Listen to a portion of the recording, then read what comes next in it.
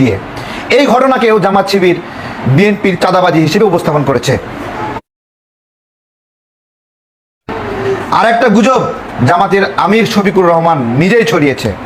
যাত্রাবাড়িতে লেগুনাতে যাত্রী ওঠানো নিয়ে লেগুনা চালকদের দুই পক্ষের মারামারি, কে আগে যাত্রী উঠাবে, এই ঘটনায় নিহত হয়েছে একজন। এই ঘটনাকেও বিএনপির চাঁদাবাজির কারণে পিটিয়ে হত্যা করা হয়েছে, এইভাবে গুজব ছড়ালো শফিকুর রহমান। কিন্তু বাস্তবে দেখা গেছে যে জামাত কিছুই ঠিকঠাক ভাবে করতে পারেনি, একটা অযোগ্য দল হিসেবে প্রমাণ দিয়েছে। নির্বাচনী কারচুপি কিংবা ফলাফল ইঞ্জিনিয়ারিং এর বিরুদ্ধে কিছুই করতে পারেনি। হ্যাঁ, অসহায় ছিলেন আপনি। অসহায় কেন? প্রত্যেকটা পদে পদে ভুল ছিল এবং বিএনপির তুলনায় জামাতের পিআর টিম থেকে শুরু করে সবকিছু ভয়ানক রকমের আনস্মার্ট ছিল। বিএনপি যোগ্য দল হিসেবে জিতেছে, কারচুপি করতে পেরেছে, এবং জামাত অযোগ্য দল হিসেবে হেরেছে এবং কারচুপি ঠেকাতে পারেনি। নির্বাচনে জামাতের ব্যর্থতা নিয়ে নানান পর্যালোচনা করা দরকার, কিন্তু জামাতের মধ্যে এখন পর্যন্ত আত্মসমালোচনা কিংবা পর্যালোচনা কিছু দেখি না।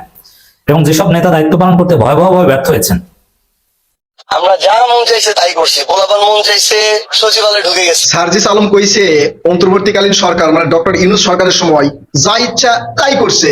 হ্যাঁ, আসলে তো যা ইচ্ছা তারা তাই করছে। স্কুল কলেজের শিক্ষকদের আওয়ামী লীগের দোসর বলে পদত্যাগ করাইছে, ভার্সিটির শিক্ষকদের জোর করে পদত্যাগ করাইছে, গলায় জুতার মালা দিছে, আবার জুতা দিয়ে কারো কারো মুখে মারছে। এছাড়াও বিভিন্ন অফিসে গিয়ে তারা আওয়ামী লীগের দোসর বইলা সেখান থেকে অনেককেই বের করে দিছে। যা ইচ্ছা তাই করছে। শুধু এটাই কইছে তাই না, আরো অনেক কিছু কইছে। সবগুলাই আজকে আপনাদেরকে জানাই দিব যে কি কি কইছে আর ওই সময় কি কি তারা করছে। জামাত শিবির বট বাহিনীর ছড়ানো 3টা গুজব এদেশের মানুষের মাথা ঘুরাই দিছে। জামাতের আমির শফিকুর রহমান সহ সেই গুজবে অংশ নিয়েছে, তিনি ফেসবুকে পোস্ট করেছেন পর্যন্ত। আসুন আমরা একটা গুজব বিষয়ে জানি। একটা ট্রাক এবং একটা সিএনজি অ্যাক্সিডেন্ট করেছে, দুইজনে অ্যাক্সিডেন্টের পরে হাতাহাতি করছে। এই ঘটনাকে চাঁদা না দেওয়ায় ট্রাক চালককে মারধর করছে, এই নামে গুজব ছড়ালো জামাত শিবির।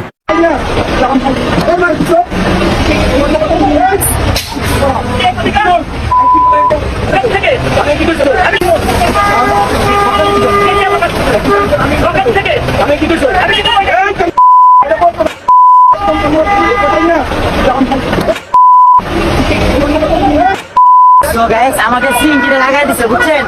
আমরা সিএনজি মেরে দিছে। আর একটা গুজব আমরা দেখি, এই গুজবে সিএনজিওয়ালা 20 টাকার ভাড়া 40 টাকা দাবি করেছে। প্রতিবাদ করেছে যাত্রীকে নামিয়ে দিয়েছে সিএনজিওয়ালা। যাত্রী রাগান্বিত হয়ে 40 টাকা কেন ভাড়া নেবে সেই জন্য সিএনজিতে আঘাত করেছে লাঠি দিয়ে। এই ঘটনাকেও জামাত শিবির বিএনপির চাঁদাবাজি হিসেবে উপস্থাপন করেছে। আর একটা গুজব জামাতের আমির শফিকুর রহমান নিজেই ছড়িয়েছে। যাত্রাবাড়িতে লেগুনাতে যাত্রী ওঠানো নিয়ে লেগুনা চালকদের দুই পক্ষের মারামারি, কে আগে যাত্রী উঠাবে, এই ঘটনায় নিহত হয়েছে একজন। এই ঘটনাকেও বিএনপির চাঁদাবাজির কারণে পিটিয়ে হত্যা করা হয়েছে, এইভাবে গুজব ছড়ালো শফিকুর রহমান। একটা নতুন সরকার গঠিত হয়েছে, এখনো সংসদে একটা অধিবেশনও বসেনি। এর মধ্যে চমৎকার কিছু উদ্যোগ জামাত শিবিরের মাথা ঘুরায় গেছে, গুজব দিয়ে সেগুলো নষ্ট করতে যাচ্ছে। বিডিআর নতুন নামে ফিরে এসেছে। আকাশে ভারতের বিমানকে নিষিদ্ধ করা হয়েছে, কেন? ট্যাক্স দেয় না, মেয়াদ ট্যাক্স দিচ্ছে না। এরপরে নদী খননের উদ্যোগ নেওয়া হয়েছে। জামাত শিবিরের মাথা ঘুরছে শুধু। প্রোটোকল ছাড়া তারেক রহমান সিগন্যালে দাঁড়ায় আছে, মাথা ঘুরছে। সারা দেশে বিএনপির এমপিরা চাঁদাবাজের বিরুদ্ধে ব্যবস্থা নিচ্ছে, পুলিশ চাঁদাবাজকে ধরে মাইকিং করছে এবং বিএনপির এমপিরা চাঁদাবাজকে ধরে জেলখানায় দিচ্ছে। জামাত শিবির গুজব ছড়াচ্ছে, মাথা ঘুরছে, গুজব দিয়ে পরাজিত করতে যাচ্ছে। একটা নতুন গঠিত সরকারকে শান্তিতে থাকতে দিতে যাচ্ছে না জামাত শিবির। এই হলো এদের রূপ। এদের আমির পর্যন্ত গুজবে অংশ নিয়েছে। এর আগে জামাতের আমির নোয়াখালী ধর্ষণের ঘটনায় গুজব ছড়ালো। যেই দলের সর্বোচ্চ নেতৃত্বের জায়গায় গুজব ছড়ায় তাদের কাছ থেকে কি আশা করবেন? প্রথমে বলল গণধর্ষণের ঘটনা ঘটেছে, ভোট না দেওয়াই, শাপলাখালীতে ভোট দেওয়াই গণধর্ষণ করেছে। পরবর্তীতে সেই নারী বলল গণধর্ষণ না, শুধু ধর্ষণ করেছে। ডক্টর ইউনূস ফোন দিল, বলল ধর্ষণ নয়, ধর্ষণের চেষ্টা করা হয়েছে। এইবার শফিকুর রহমান কি জবাব দেবে জানতে চাই। এইভাবে তারা বিরোধী দলের ভূমিকা পালন করবে গুজবে জানতে চাই আমরা। জামাত ইসলামের ব্যর্থ নেতাদের বিরুদ্ধে সাংগঠনিক ব্যবস্থা নিতে হবে, জামাত পুনর্গঠন করে ঢেলে সাজাতে হবে। দর্শক, নির্বাচন হয়ে গিয়েছে, জামাত ফলাফল ভালো করেছে, কিন্তু এটা কাঙ্ক্ষিত নয়। যে হাই ভোটে ছিল তাতে ক্ষমতা যাওয়ার কথা, কারণ ক্ষমতা যেতে পারেনি ইলেকশন ইঞ্জিনিয়ারিং এর কারণে। ইঞ্জিনিয়ারিং ঠেকানোর ব্যর্থতা, এটাও জামাতকে নিতে হবে। বরং কথা ছিল যে বিএনপি নির্বাচনী প্রচারণার সময় জামাতের নারী কর্মীদের উপর হামলা করেছে, আর অনেক সন্ত্রাস করেছে, কিন্তু জামাত চুপচাপ ছিল। কথা ছিল যে নির্বাচনের দিন যে কোনো অনিয়ম ঠেকিয়ে দেবে। শিবির সভাপতির হুঙ্কার গর্জন ছিল, এই করবে সেই করবে। কিন্তু বাস্তবে দেখা গেছে যে জামাত কিছুই ঠিকঠাক ভাবে করতে পারেনি, একটা অযোগ্য দল হিসেবে প্রমাণ দিয়েছে। নির্বাচনী কারচুপি কিংবা ফলাফল ইঞ্জিনিয়ারিং এর বিরুদ্ধে কিছুই করতে পারেনি। হ্যাঁ, অসহায় ছিলেন আপনি। অসহায় কেন? প্রত্যেকটা পদে পদে ভুল ছিল, এবং বিএনপির তুলনায় জামাতের পিআর টিম থেকে শুরু করে সবকিছু ভয়ানক রকমের আনস্মার্ট ছিল। তা বিএনপি যোগ্য দল হিসেবে জিতেছে, কারচুপি করতে পেরেছে, এবং জামাত অযোগ্য দল হিসেবে হেরেছে এবং কারচুপি ঠেকাতে পারেনি। নির্বাচনে জামাতের ব্যর্থতা নিয়ে নানান পর্যালোচনা করা দরকার, কিন্তু জামাতের মধ্যে এখন পর্যন্ত আত্মসমালোচনা কিংবা পর্যালোচনা কিছু দেখি না। এবং যেসব নেতা দায়িত্ব পালন করতে ভয়াবহভাবে ব্যর্থ হয়েছেন, তাদের বিরুদ্ধেও কোনো ব্যবস্থার আলামত আমরা দেখছি না। বিশেষ করে জামাতের যে নির্বাচনী পরিচালনা কমিটি, তারা কারা? ভালো কমিটি ছিল, কিন্তু তাদের পারফরমেন্স অত্যন্ত দুর্বল ছিল। তারা কিছুই করতে পারেনি। তাদের সফলতা ব্যর্থতা নিয়ে কোনো আলোচনাই হচ্ছে না। জামাতের মিডিয়া বিভাগের মতো ধৈর্যে কোনো মিডিয়া বিভাগ কোনো রাজনৈতিক দলের নেই। এনসিপির চাইতে অনেক বলে। হেফাজত ইসলামের যে প্রেস রিলিজ, জামাতের প্রেস রিলিজের চাইতে কয়েকশো গুণ স্মার্ট। এবং জামাতের যারা বা যিনি বা যারা মিডিয়া হ্যান্ডেল করেন, তাদের কথাবার্তার ধরন কোনো কিছু আকর্ষণীয় নয়, স্মার্ট প্রেজেন্টেশন না। এবং উপস্থিতভাবে বিএনপির প্রোপাগান্ডার বিরুদ্ধে কি করবেন, এগুলো কিছু ঠিকঠাক কোনোভাবেই করতে পারেননি, যার ফলে পদে পদে জামাত ধরা খেয়েছে। আমরা যারা জামাতের পক্ষে প্রচারণা চালিয়েছি, জামাতের হাইপ তুলে আমরা জামাতকে আকাশে উঠিয়ে দিয়েছি, কার্যত জামাতকে ক্ষমতায় পৌঁছে দিয়েছি, কিন্তু জামাতের অযোগ্য নেতৃত্বের কারণে, তাদের অদক্ষতার কারণে, আনস্মার্টনেসের কারণে, এবং জামাতের ভিতরে ভয়াবহ রকমের স্বজন প্রীতি থাকার কারণে তারা ব্যর্থ হয়েছে। জনগণ ভোট দিয়েছে, কিন্তু সেই ভোট ধারণ করতে পারেনি। আমি এই কথাটা অনেক আগে থেকেই বলে আসছিলাম। জামাত ইসলামী জনগণের এই ব্যাপক সমর্থন কন্টেইন করার যোগ্যতা রাখে না। হ্যাঁ, তারা সেটা পারেনি। সেন্ট্রাল মাঠ পর্যায়ের ব্যর্থতা তো আছেই। এখন এগুলো ঢেলে সাজাতে হবে। আমরা এই কথাগুলো কেন বলছি? যে জামাত আমাদের মুক্তির, জাতির মুক্তির, বাংলাদেশকে কাঙ্ক্ষিত জায়গায় নিতে অন্য কোনো অপশন নেই। অপশন একটাই, জামাত ইসলামী। জামাত ইসলামী এদেশের মুক্তিকামী জনতার শেষ ঠিকানা। আমরা যে চাঁদাবাজ মুক্ত, দুর্নীতি মুক্ত একটা সোনার বাংলাদেশ চাই, আমরা যে বাংলাদেশকে সিঙ্গাপুর, দক্ষিণ কোরিয়া বানাতে চাই, এটা জামাত ইসলামী বাদে অন্য কারো মাধ্যমে সম্ভব নয়। এই জন্য জামাতের যে অযোগ্যতাগুলো আছে, যে দুর্বলতাগুলো আছে, এগুলো যাতে জামাত ওভারকাম করতে বাধ্য হয়। স্বাভাবিকভাবে মনে রাখবেন, জামাতের মধ্যে একটা সিন্ডিকেটবাজি এবং স্বজনপ্রীতির একটা থিওরি আছে। এই থিওরি যারা দেয়, মনে করেন এরা সবাই সিন্ডিকেটের সদস্য, এবং এরা স্বজনপ্রীতি করে, নিজেদের লোকজনকে শুধু ঢুকায়, অন্য কাউকে চেনে না। কি সেই থিওরি? ফোরামে কথা বলেন, সমালোচনা করলে বলবে যে ফোরামে কথা বলেন। এই কথা যারা বলে, প্রত্যেকে সিন্ডিকেটের সদস্য এবং প্রত্যেকে স্বজনপ্রীতি করে এবং দুর্নীতিবাজ। তারা জামাতের মধ্যে দুর্নীতিবাজ নাই? আছে। এগুলো নিয়ে এখন কথা বলার সময়, নির্বাচনের আগে এগুলো বলা সঙ্গত ছিল না। ফান্ডের টাকা মেরে খায় আছে, ইয়ানতের টাকা মেরে খায় আছে, এবং স্বজনপ্রীতি করে বা রিয়েল এস্টেট ব্যবসায়ীদের থানা আমির বানায়, জেলা আমির প্লট নেয়, সরাসরি ফ্ল্যাট নেয়, এরকম ঘটনাও আছে। তো এগুলোর বিরুদ্ধে এখন জোরালো অবস্থান নিতে, এবং এরাই কিন্তু ব্যর্থ হয়েছে। এই অযোগ্য নেতৃত্ব, প্লট ফ্ল্যাট নিয়ে যাদেরকে নেতৃত্বে বসিয়েছে, তাদের কারণেই কিন্তু জামাতের ব্যাপক জনসমর্থন থাকা সত্ত্বেও কাঙ্ক্ষিত ফল পায়নি। দেখেন, এখানে অনেক ভালো দিক আছে, আমি ভালো দিক নিয়ে কিন্তু এখন আলোচনা করছি না। জামাতের অনেক আশার দিক আছে, এবং এই জামাতকে সোজা করে আমরা ক্ষমতায় নিয়ে যাবো ইনশাল্লাহ। কিন্তু দর্শক, আপনাদেরকে বলবো যে জামাতের এই ত্রুটি বিচ্যুতি সংশোধন করতে আমাদের পাশে থাকুন, সমালোচনাগুলো আপনারা গ্রহণ করুন, সবাই সমালোচনা করুন। এই যে ফোরামে কথা, এই কথা যে বলবে তাকে আগে ধরবেন যে তুমি কোন সিন্ডিকেটের সদস্য। ফোরামে মানে গোপন রাজনীতি করেন, নির্বাচন করেন কি জন্য? ওপেনে বলতে হবে। ওপেনে না বললে কোনো কিছু সমাধান হবে না। জামাতের অভ্যন্তরীণ দুর্নীতি এবং অভ্যন্তরীণ বিভিন্ন বিষয় নিয়ে যে যতক্ষণ পর্যন্ত আপনি পত্রিকায়, ফেসবুকে লিখতে না পারবেন, ততক্ষণ পর্যন্ত সমাধান করতে পারবেন না। আমরা কিছু বিষয় জামাতকে চাপ দিয়ে সমাধান করতে পেরেছি, সেগুলো ফেসবুকের মাধ্যমে। তো দর্শক, দেখেন জামাতের মিডিয়া উইংটা যে কতটা আনস্মার্ট, এটা তো আপনারা দেখেছেন। এবং নির্বাচন পরিচালনা কমিটি যে কোন পর্যায়ে ধৈর্য কমিটি ছিল, একটা উদাহরণ দিলে বুঝবেন। অনেক কিছু আগে বলিনি, এখন বলি, ওই সময় বলা সঙ্গত ছিল না। জামাতের ঠাকুরগাঁও জেলা আমির যে টাকা নিয়ে ধরা খেয়েছে, আসলে এটা কি ছিল? জামাত তো বলেছে যে ব্যক্তিগত টাকা, গার্মেন্টস ব্যবসার টাকা। আসলে কি ব্যক্তিগত গার্মেন্টস ব্যবসার টাকা? না, ব্যক্তিগত গার্মেন্টস ব্যবসার টাকা এরকম বস্তা ভরে বিমানে নিয়ে যায় না ভাই। এগুলো আমরা ওই সময় বলেছি, কিন্তু আসলে না, আসলে ওটা নির্বাচনী টাকা, জামাতের কেন্দ্রীয় ফান্ডের টাকা। ওইটা কি? ওই যে পোলিং এজেন্ট থেকে শুরু করে নির্বাচনে অনেক খরচ আছে না, বৈধ খরচই।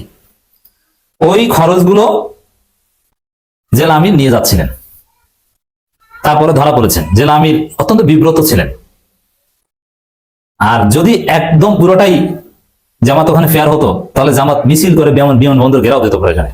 জামাতের দুর্বলতা ছিল। এখন এই যে সমস্যাটা ধরাটা খেয়েছে, জামাত সুইং ভোটারদের একটা বিরাট অংশ হারিয়েছে, পরাজয়ের ভিত্তিপ্রস্তর স্থাপন হয়েছে জেলা আমির কাণ্ডে। হ্যাঁ, এটা বিএনপি পারফেক্টলি এটা জামাতের বিরুদ্ধে ব্যবহার করতে পেরেছে এবং তারা সফল হয়েছে, তারা জিতেছে। এখন এই ধরাটা জামাত কেন খেলো? নির্বাচন পরিচালনা কমিটি অযোগ্যতার কারণে। তারা টাকা পয়সা ছেড়েছে নির্বাচনের একদিন আগে। কেন্দ্রীয় যে ফান্ড, যে ৭৪ লাখ টাকা নিয়ে যান, এই টাকাটা বেশ আগেই পৌঁছে দেওয়ার কথা, কিন্তু ওইটা ছেড়েছে নির্বাচনের একদিন আগে। আগে ভাগে এক সপ্তাহ আগে বা 4-5 দিন আগে এই টাকাটা ছাড়লে কিছু হতো না, এইসব টাকা বহন করলে ওটা কারো নজরে পড়তো না। তো সেখানে আপনি বস্তা ভরে টাকা পাঠান নির্বাচনের একদিন আগে, এটা কোনো কথা? এটা কেন্দ্রীয় নির্বাচন পরিচালনা কমিটি অযোগ্যতার কারণে ধরাটা গেছে। শুধু কি এটা? আর অনেক আছে। বিভিন্ন জায়গায় বাজেটে তাদের ভয়াবহ দুর্বলতা ছিল। বিভিন্ন জায়গায় জামাত এ গ্রেডের আসন ধরেছে, অথচ আমাকে বলেছে একজনে যে এখন পর্যন্ত আমি নির্বাচনের বেশ কয়েকদিন পরে কথা, এখন পর্যন্ত ওই যে এজেন্টদের যে খাওয়া দাওয়ার ব্যবস্থা করেছে, সেই খাওয়ার টাকা এখনো বাকি। তো বুঝেন যে নির্বাচন পরিচালনা কমিটি টাকা পয়সা কিভাবে কি ছেড়েছে। এখন টাকা পয়সা কি মেরে খেয়েছে কেউ? হ্যাঁ, কিছু টাকা মেরে খেতে পারে, এত ফেরেস্তা কাউকে মনে করবেন না। এবং সাধারণ মানুষ জামাতকে ভোট দিয়েছে। প্রত্যন্ত অঞ্চলে আমি এক জায়গায় গিয়েছিলাম নির্বাচনের একদিন আগের কথা, যে বসে আছে জামাতকে ভোট দিবে, ওই এলাকায় কোনো নেতা নাই, কোনো মানে তাদের কাছে কেউ যেতেই পারেনি, অথচ তার পাশেই নেতা আছে। তো এই জামাত কেন এই সময় কেন সবার কাছে পৌঁছাতে পারলো না? বিএনপি ভোটার ছিল না, নেতা ছিল, তারা সিস্টেমে সাধারণ জনগণকে যেভাবে হোক আওয়ামী লীগের ভোট নিয়েছে, কিন্তু জামাতের লোকজন এভাবে সক্রিয় ছিল না। ঢাকা মহানগরীতে বিভিন্ন জায়গায় অতি সূক্ষ্মভাবে কারচুপি করে জামাতকে হারিয়ে দেওয়া হয়েছে। সেখানেও এরকম ঘটনা যে এজেন্টরা শেষ পর্যন্ত ছিল না, তাদেরকে ভুলভাল বুঝিয়ে বের করে দিয়েছে দুর্বল চিত্তে। এই শিবির এই করবে সেই করবে বসে থাকবে না, কই কি করেছে? নির্বাচনে কারচুপির বিরুদ্ধে কি করতে পেরেছে? শিবির শক্তিশালী কোনো প্রতিরোধ গড়ে তুলতে পেরেছে? কারণ এখন হাউতাস করেন। এই নির্বাচন পরিচালনা কমিটি কারা? মিডিয়া উইং এর যে জামাতের হাইপ তৈরি করেছে, আমরা ইন্ডিপেন্ডেন্ট যারা জামাত পন্থী, তারা জামাতের যারা অফিসিয়াল পিআর টিম, তারা একদম ধৈর্য কিছু করতে পারেনি। আমি একটা উদাহরণ দিই। সাপোজ আমি জামাতের পক্ষে নির্বাচনী প্রচারণায় একটা পোস্ট দিয়ে আবার ওই ছবি যে পরিমাণ লোক দেখেছে বা রিয়েক্ট করেছে, ওই সেম প্রোগ্রামের জামাতের কেন্দ্রীয় অফিসিয়াল বিভাগীয় সমাবেশের কথা বল, কেন্দ্রীয় অফিসিয়াল যে টিম, তার 3/1 জামাতের কেন্দ্রীয় পেজ থেকে শুরু করে 3/1 লোকের কাছেও পৌঁছাতে পারেনি। আমি যে পরিমাণ মানুষের কাছে পৌঁছেছি। সাবেক শিবির এবং ইন্ডিপেন্ডেন্ট জামাতের অ্যাক্টিভিস্ট, যাদের কোনো খোঁজ জামাত নেয় না, ভবিষ্যতেও নিবে না। জামাতের পিআর টিম, মিডিয়া টিম, এরা খোঁজ নেয় কিছু আত্মীয় স্বজনের, এরা দাওয়াত দেয় কিছু আত্মীয় স্বজনের, যাদের গত 10 বছরে যে পরিমাণ এনগেজমেন্ট তাদের, তা আমাদের আছে 2 মিনিটে। এই হচ্ছে তাদের অবস্থা। তাদের অফিসিয়াল টিম অত্যন্ত দুর্বল, অযোগ্য লোকজনকে বসিয়েছে। নির্বাচন পরবর্তী সহিংসতার ডেটা কালেক্ট করতে কাকে কাকে নাকি দিয়েছে বুয়েটের সাবেক সভাপতি, অথচ তারা ঘুমায়, সে জানেই না, মানে সে খোঁজই নেয় না। আমিরে জামাত দায়িত্ব দিয়েছে, অথচ সে মোবাইল বন্ধ করে ঘুমায়। কারণ এই যে ক্যাডার ভিত্তিক সিস্টেম স্বজনপ্রীতি, বরং এখানে গ্রুপিং থাকলে ভালো হতো, যে ওই গ্রুপ থেকে বাদ যাবে, অযোগ্যতা থাকলে সেখানে সমালোচনা নাই, যার ফলে এটা হয়েছে। তো দর্শক, এই জনগণের আশা আকাঙ্ক্ষা জামাত পূরণ করতে ব্যর্থ হয়েছে, জনগণের যে সমর্থন, সেই সমর্থন ধারণ করতে ব্যর্থ হয়েছে। অতএব এবং এমনকি আমিরে জামাতেরও অনেক ত্রুটি আছে। আমিরে জামাতকে ওই বিষয়ে সতর্ক করতে হবে এবং তাকেও সংশোধন করতে হবে, তার অযোগ্যতা দূর করতে হবে, তার হিউজ লিমিটেশনস আছে, অযোগ্যতা আছে। আই রিপিট, অযোগ্যতা আছে। তারেক রহমানের, এটা আগে তো বলতাম না, তারেক রহমানের যে যোগ্যতা, তার ধারে কাছেও এখন পর্যন্ত আমিরে জামাত যেতে পারেনি। আই রিপিট, তাকে এই অযোগ্যতা ওভারকাম করতে হবে। কারণ তার আশেপাশে কারা নির্বাচনী প্রচারণে অনেক উল্টোপাল্টা কথা বলেছেন, আমরা কিন্তু সেটা স্কিপ করেছি। এখন বলছি, সেটা পর্যালোচনা করেন কারা আপনাকে লিখে দিয়েছিল। যেমন এই যে জামাতের নির্বাচনী ইশতেহারে অনেক দুর্বলতা ছিল, অনেক সমালোচনা জায়গা ছিল, এটা তো বিএনপির সাপ্লি খুঁজে বের করতে পারেনি, আমরা দেখেছি কিন্তু বলিনি, আমরা শুধু ভালো দিকগুলো প্রচার করেছি। যেমন জামাত জেলায় জেলায় বিশেষায়িত হাসপাতাল করবে, এটা ছিল তাদের অফিসিয়াল একটা অবস্থান, রিটেন অবস্থান। কিন্তু আমিরে জামাত জেলায় জেলায় মেডিকেল কলেজ করবেন, এই কথা বলেছেন। এই ধরনের অসংলগ্ন কথা কেন হয়েছিল? তো দর্শক, এই যে জ্ঞানী গুণী অমুক এক্সপার্ট, এই কথাগুলো আসলে একটা হাইপ। জামাতে এই বিশেষজ্ঞ আছে না, ওইরকম মেধাবী এক্সপার্ট লোকজন জামাতের নীতি নির্ধারকদের কাছে যেতে পারে না। নানান সিন্ডিকেট এখানে আছে, বিভিন্ন সিন্ডিকেট, এগুলো সব ভেঙে দিতে হবে, এগুলো সাইজ করতে হবে, সোজা করতে হবে। কারণ জনগণকে এবার যেভাবে হতাশ করেছে, জনগণ ভোট দিয়েছে, বিএনপির চাইতে জামাতের ভোট হাইপ সব বেশি ছিল, কিন্তু শেষ পর্যন্ত সুইং ভোটার এবং আওয়ামী ভোটার এবং ভোট কারচুপি, এগুলোতে বিএনপি অনেক এগিয়ে গেছে। এগুলো জামাতের অযোগ্যতা। প্রত্যেকটা ব্যর্থতার জবাব জামাতকে দিতে হবে, পর্যালোচনা করতে হবে এবং ব্যর্থ নেতাদের বিরুদ্ধে সাংগঠনিক ব্যবস্থা নিতে হবে, নইলে বিপদে পড়বেন। সাংগঠনিক ব্যবস্থা অনেক জেলা আমি মনে করেন নির্বাচনে জিতে কি লাভ, এমনিতেই তো গাড়ি একটা আছে। এইসব ভণ্ডামি ছাড়েন, এদের বিরুদ্ধে ব্যবস্থা নেন, এদেরকে পথ থেকে সরিয়ে দেন। তরুণদেরকে আনেন, যাদের রাজনৈতিক চেতনা আছে তাদেরকে পদ দেন। আমরা যা মন চাইছে তাই করছি, পোলাপান মন চাইছে সচিবালয়ে ঢুকে গেছে। সার্জিস আলম কইছে অন্তর্বর্তীকালীন সরকার মানে ডক্টর ইউনূস সরকারের সময় যা ইচ্ছা তাই করছে। হ্যাঁ আসলে তো যা ইচ্ছা তারা তাই করছে। স্কুল কলেজের শিক্ষকদের আওয়ামী লীগের দোসর বলে পদত্যাগ করাইছে, ভার্সিটির শিক্ষকদের জোর করে পদত্যাগ করাইছে, গলায় জুতার মালা দিছে, আবার জুতা দিয়ে কারো কারো মুখে মারছে। এছাড়াও বিভিন্ন অফিসে গিয়ে তারা আওয়ামী লীগের দোসর বইলা সেখান থেকে অনেককেই বের করে দিছে। যা ইচ্ছা তাই করছে। শুধু এটাই কইছে তাই না, আরো অনেক কিছু কইছে। সবগুলাই আজকে আপনাদেরকে জানাই দিব যে কি কি কইছে আর ওই সময় কি কি তারা করছে। আর এই ডক্টর ইউনূসের সময় সবচেয়ে বেশি সুযোগ সুবিধা কারা নিছে সেটাই আগে আপনাদেরকে জানাই দিই আজকে, ঠিক আছে? তো সার্জিস আলম সেখানে কইছে যে ওই সময় যা ইচ্ছা তাই করেছি, সচিবালয় পর্যন্ত ঢুকে গেছি। তো সচিবালয় তো ঢুকছেনি। সচিবালয়ে কারা ঢুকছে? বিএনপির লোক ঢুকছে, আওয়ামী লীগের লোক ঢুকছে, সাধারণ জনগণ ঢুকছে, আপনারা ঢুকছেন। কেন ঢুকছেন? সচিবালয়ে আপনাদের কি কাজ ছিল? আপনারা সচিবালয়ে কেন ঢুকছেন? সচিবালয়ে ঢুকে কোন সচিবের পদত্যাগ করাইছেন? সচিবালয়ে এই আওয়ামী লীগের দোসর বলে কাউকে সেখান থেকে বের করে দিয়েছেন? দেন নাই। সচিবালয়ে আপনারা ঢুকছেন মাল্লু কামানোর জন্য, মাল্লু সুপারিশ করার জন্য ঢুকছেন। কারে ডিসি বানাবেন, কারে ইউনো বানাবেন, কারে প্রশাসক বানাবেন, এগুলো সুপারিশের জন্য ঢুকছেন, ঠিক আছে? এই জন্য সচিবালয়ে আপনারা ঢুকছেন, অন্য কেউ ঢুকে নাই। তাই ওই সময় স্বাধীনতা পাইলে আপনারা পাইছেন, ওই সময় যা ইচ্ছা তাই করেছেন আপনারা, ঠিক আছে? তারপরে সার্জিস আলমের কথাগুলো শোনেন। উপদেষ্টা যিনি একজন মন্ত্রী সবাইকে গালি গালাজ করছে, মানে এই ফ্রিডম সবাই মিস করবে। সার্জিস আলম কইছে যে তারা উপদেষ্টাদের গালি দিছে। কেন গালি দিছেন সার্জিস আলম সাহেব? আপনারা তো এই উপদেষ্টাদের নিয়োগকর্তা। ডক্টর মোহাম্মদ ইউনূস নিজে বলছে যে ছাত্ররা তার নিয়োগকর্তা, মানে আপনারাই নিয়োগ দিছেন। উপদেষ্টা পরিষদে কে কোন দিক দিয়ে আসছে আপনারাই ভালো জানেন। পরবর্তীতে দোষ চাপায় দিছেন যে কিছু জামাতের সুপারিশে, কিছু বিএনপির সুপারিশে উপদেষ্টা নিয়োগ করা হয়েছে। আসলে কি তাই করা হয়েছে? আপনারা প্রধান উপদেষ্টাকে বসাইছেন প্রধান চেয়ারে, তারপরে প্রধান উপদেষ্টা কারে কারে নিচে সেটা প্রধান উপদেষ্টার ব্যাপার। সেখানে দু একটা সুপারিশ থাকতে পারে, কিন্তু বেশিরভাগই যে আপনাদের সুপারিশে এই উপদেষ্টা পরিষদ গঠন হয়েছে সেটা সাধারণ জনগণ ভালো জানে। তো আপনারা উপদেষ্টারে কেন গালি দিচ্ছেন? উপদেষ্টারে কেন গালি দিচ্ছেন? আমি করছি। উপদেষ্টাদের কাছে সুপারিশ নিয়ে গেছেন, কোথায় কারে নিয়োগ দেওয়া হবে, কোন টেন্ডার কাকে দেওয়া হবে, কোন রাস্তার কাজ কাকে দেওয়া হবে, কার এলাকায় কত বাজেট হবে, এগুলো নিয়ে যখন আপনারা উপদেষ্টার কাছে গেছেন, উপদেষ্টা যখন শোনে নাই তখন আপনারা উপদেষ্টারে গালি দিচ্ছেন। আপনারা উপদেষ্টার কাছে গিয়ে মব সৃষ্টি করছেন।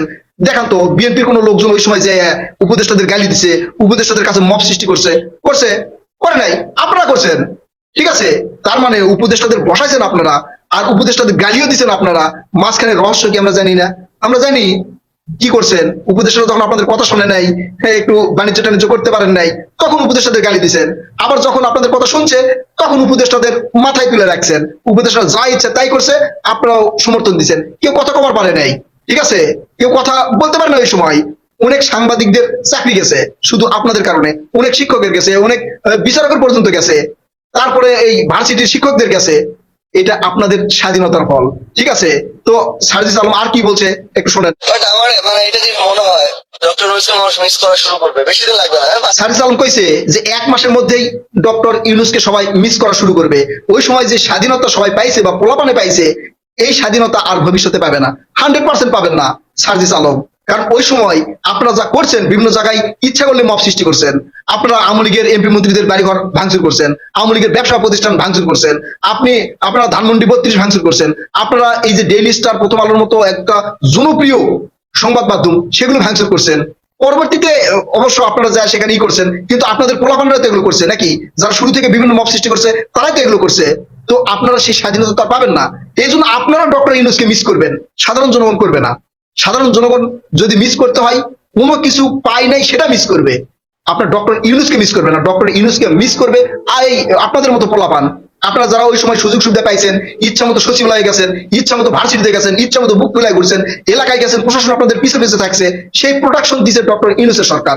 তাই যদি কেউ ডক্টর ইউনূসকে মিস করে তাহলে আপনারা মিস করবেন, ডক্টর ইউনূসকে অন্য কেউ মিস করবে না। ডক্টর ইউনূস গত 16-17 মাসে কি করছে সেটা জনগণ বুঝে গেছে। আস্তে আস্তে সব তথ্য ফাঁস হবে, ঠিক আছে? ওই যে বিদ্যুৎ বিল দেয়নি প্রায় 45,000 কোটি টাকা, আরো কোথায় কি করছে সেগুলো ফাঁস হবে। তখন ওই মিস করার সাথে মিসিং করে দিবে, ঠিক আছে? তো যাই হোক, আসলে রোজা আছি তো কথা ভালোভাবে বলতে পারতেছি না। তো সার্জিস আলম, এই যে আপনারা যে মিস করবেন না, এই অন্তর্বর্তীকালীন সরকার যে মিস করবেন, সেটা আমরা মেলা দিন আগে থেকেই জানি, বুঝতে পারছেন? আপনারা যেগুলো কর্মকাণ্ড ঘটাইছেন, এগুলোর বিচার হওয়া দরকার। এখন ভবিষ্যতে বিচার হবে কিনা জানি না, তবে প্রত্যেকটা বিষয়ের বিচার হওয়া দরকার। বাংলাদেশের মহামান্য রাষ্ট্রপতি কি দিয়েছে, সাক্ষাৎকার দিছে, আপনি শুনছেন বা দেখছেন? সাক্ষাৎকারটা শুনে নিয়েন। রাষ্ট্রপতিকে অন্ধকারে রাইখে কি কি করা হয়েছে, এই রাষ্ট্রপতিকে মানে কোন কোন কাজ করতে দেওয়া হয় নাই, সেগুলো সব রাষ্ট্রপতি বলে দিছে, মহামান্য রাষ্ট্রপতি বলে দিছে। ঠিক আছে, রাষ্ট্রপতির যে কি কাজ, এছাড়াও এই যে আন্তর্জাতিক বিশ্বের অর্থাৎ আমেরিকার সাথে বা যুক্তরাষ্ট্রের সাথে যে একটা বড় চুক্তি করলো, এই চুক্তির বিষয় পর্যন্ত কিন্তু এই মহামান্য রাষ্ট্রপতি জানে না। ঠিক আছে, বাংলাদেশের প্রধান সেই জানে না। তো এগুলো নিয়ে বিচার হবে। আপনারা ডক্টর মোহাম্মদ ইউনূসকে মিস করবেন, 100% মিস করবেন, খালি মিস করবেন না, অনেক বেশি মিস করবেন, এবং এই মিস জনগণই আপনাদেরকে করাবে। এই যে করাইছে না, ভোটে দাঁড়াইছিলেন, জনগণ ঠিক মতো বুঝে দিছে, ভবিষ্যতে আরো বুঝে দিবে। এই জন্য এখন হতাশা নিয়ে এই মিডিয়ার সামনে আসা কবার লাগছেন যে এই 1 মাসের মধ্যেই মানুষজন ডক্টর ইউনূসকে মিস করবে। কেন মিস করবে? কারণ ওই সময় স্বাধীনতা ছিল। কার স্বাধীনতা ছিল? স্বাধীনতা ছিল আপনাদের। আপনারা ওই সময় যা ইচ্ছা তাই করেছেন। ডক্টর মোহাম্মদ ইউনূসের বাসায় দৌড়ে গেছেন, এখন বিএনপির তারেক রহমান স্যারের বাসায় যেতে পারবেন না। এই জন্য ডক্টর মোহাম্মদ ইউনূসকে মিস করবেন। আগে একটা কাজ নিয়ে উপদেষ্টাদের কাছে দৌড়ে গেছেন, উপদেষ্টা না করলে তাদেরকে গালি দিচ্ছেন, তাহলে ডক্টর মোহাম্মদ ইউনূসের সরকারকে কে মিস করবে? আপনারা মিস করবেন। এখন আপনারা এই যে বিএনপির যারা মন্ত্রী হয়েছে সেখানে যা পাত্তা পাবেন না, যখন পাবেন না তখনই মিস করবেন ডক্টর মোহাম্মদ ইউনূস সরকারকে। তো এরকম একের পর এক মিস করবেন, বিভিন্ন কাজে যাবেন, টেন্ডারের কাজে যাবেন, যখন করতে পারবেন না তখন ডক্টর মোহাম্মদ ইউনূসকে মিস করবেন। কারণ ওই সময় আপনারা ইচ্ছা মতো আপনাদের কাজগুলো করে নিছেন, এবং ওই সময়টাই আপনারা যে এই বাংলাদেশের মানে অদৃশ্য ক্ষমতায় ছিলেন সেটা সাধারণ জনগণ বুঝে গেছে। এই জন্য সাধারণ জনগণ ডক্টর মোহাম্মদ ইউনূসকে মিস না করলেও আপনারা মিস করবেন। ঠিক আছে, আর এই মিস করতে করতে একটা সময় মিসিং হয়ে যাবেন ইনশাল্লাহ সাধারণ জনগণের কাছ থেকে। সাধারণ জনগণের অন্তর থেকে চলে গেছেন, মুখ থেকেও চলে যাবেন, আর মিস করতে থাকবেন ডক্টর ইউনূস, ডক্টর ইউনূস। আপনি একটা কাজ করেন, আমি একটা ভালো বুদ্ধি দেই। এই যে সূরা ইউনূস আছে না, সূরা ইউনূস ভালো করে মুখস্থ করবেন। আপনার মুখস্থ আছে, এটা আমার বিশ্বাস। হ্যাঁ, ভালো করে মুখস্থ করবেন, ঠিক আছে, আর সবসময় পাঠ করবেন। হ্যাঁ প্রিয় দর্শক, এই সামগ্রিক বিষয় নিয়ে এই ডক্টর মোহাম্মদ ইউনূসের যে সরকার, এই সরকারকে কারা মিস করবে বলে আপনি মনে করেন? এরা ওই সময়কার ছাত্ররা নাকি এখনকার বর্তমান জনগণ? আপনারা আপনাদের মূল্যবান মতামত কমেন্ট করে জানাবেন। কথা হবে নতুন